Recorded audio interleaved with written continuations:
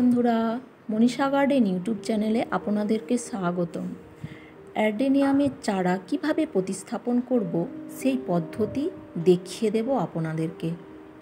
নিয়েছি বালি, মাটি, পাতা পচা সার, ধানের চিটা, মিক্স জৈব সার, ফাঙ্গিসাইড। আমি সব উপকরণগুলোকে ভালোভাবে মিশিয়ে নিলাম।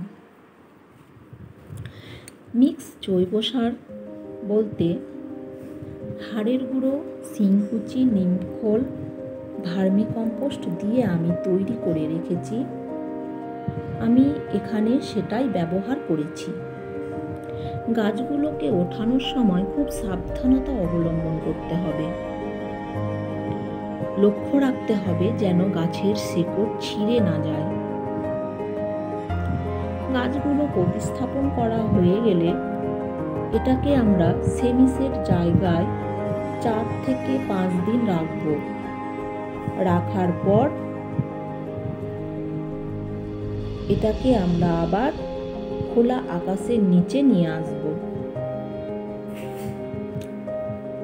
জল এই গাছ খুব একটা বেশি পছন্দ করে না।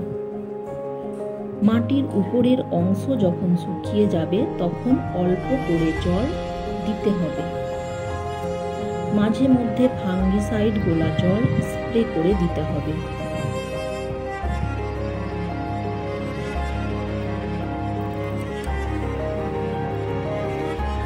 এই গাছগুলোকে আমি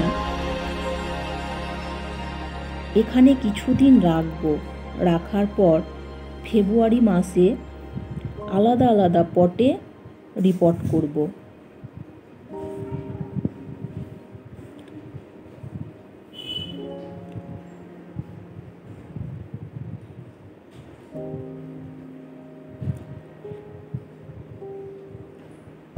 জল সাইড দিয়ে দিতে হবে।